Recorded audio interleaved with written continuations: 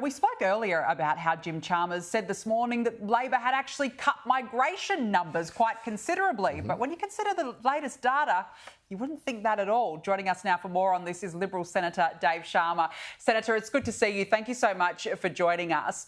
I want to start with the Coalition's policy on this. Angus Taylor today said that the Coalition will wait until after the budget is released to discuss its own planned targets. Last week, we found out that migration levels remain at pre-pandemic levels. While migration is down on recent quarters, that net migration remains high. Why is the Coalition not making this a front and centre issue? Because we've got rents are high, housing is a big issue, cost of living. Why not go big and bold and make this front and centre?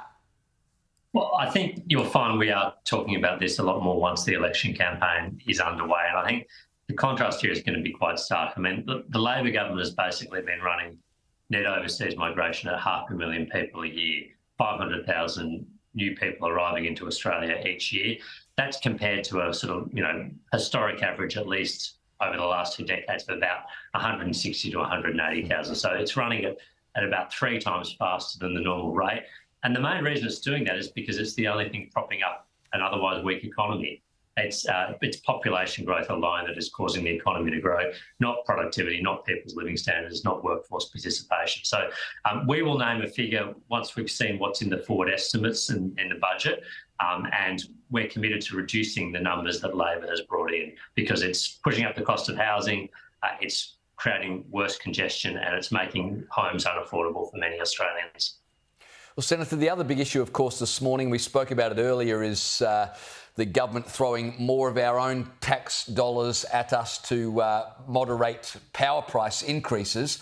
They're going to continue these bill rebates for another 6 months.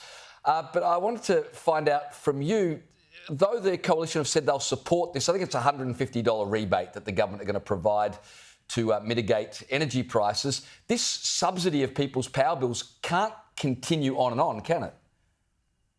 Well, no, look, it's highly efficient. I mean, basically the government's taking your taxes and giving it back to you. And, the ticket's getting clipped on the way through, right? You lose about 25% at least on the way through. So, no, the much better way is to actually get people's power prices down rather than giving them a Band-Aid to deal with the staunching bleeding caused by high power prices. I mean, this government promised, Anthony Albanese, it was 97 times, I think, that your power bills are going to be $275 less under Labor. Instead, they're considerably more, and that's even with the government giving you about $5 billion of taxpayers' own money to offset that rise in electricity.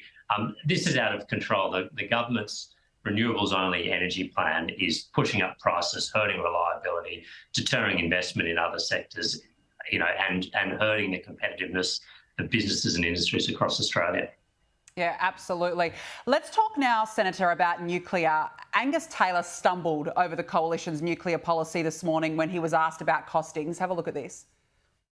What it's going to cost Australia to build nuclear power plants. 44% less than the alternative. Which is what? And this is the crucial point. Around, you know those numbers, they were put out by Labor, around $600 billion. What's your plan cost? So 44% less. That the alternative we've put forward, which we've modelled, we've put out those costings. So what is the cost? 44% lower cost. Can you tell us the dollars? What's the so people can understand what the cost is? Well, 44% less. Labor's $600 billion in total for the system through to 2050, so and ours $44% less than that. Senator, this is obviously the Coalition's signature policy. It's a signature policy that you're taking to the election. If it was Labor stumbling like this, we'd be questioning what's going on. Why can't the opposition get it right, especially for people to try and make a decision? This is an energy and cost of living election. Well, I think what Angus Taylor, the point he was making was it's a comparison. I mean, we can talk about the frontier economics modelling of our policy is, I think, $342 billion out to 2050. That's the modelling. But it compares to about $650 billion for Labor's renewables-only approach. And I think the point that Angus Taylor was making was, there's no point looking at the cost of our policy in isolation. You need to look at the cost of it versus what Labor is proposing to do. And as he points out, what we're proposing to do, once you add in Labor's build-out of infrastructure, transmission lines, the need to overbuild the grid because you're relying on renewables, our policy works out at about 40% cheaper. Do you feel, Senator, like the nuclear policy is cutting through with people? I mean, interviews like that surely just create doubt in people's minds, don't they?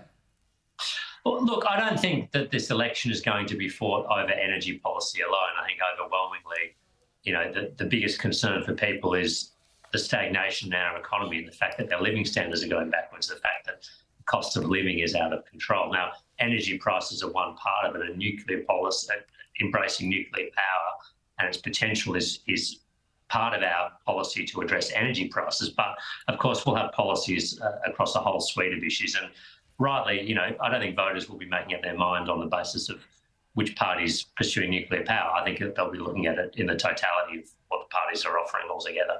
We're almost out of time, Senator, but I just want to ask you, how are you feeling heading into an election? It's a long way to go, a long time in politics. There was some suggestions in the Financial Review today that the coalition would do very well in Victoria, but perhaps might struggle in WA and your home state of New South Wales. What do you need to do between now and an election?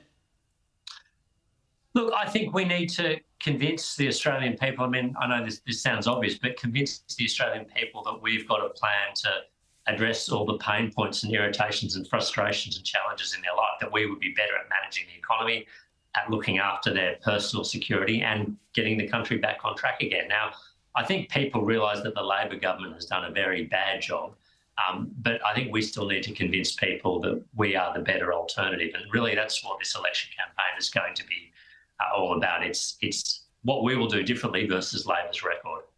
Well, Senator, if you're addressing pain points, I reckon you're going to be spoilt for choice. We appreciate your time tonight. Thanks for joining us.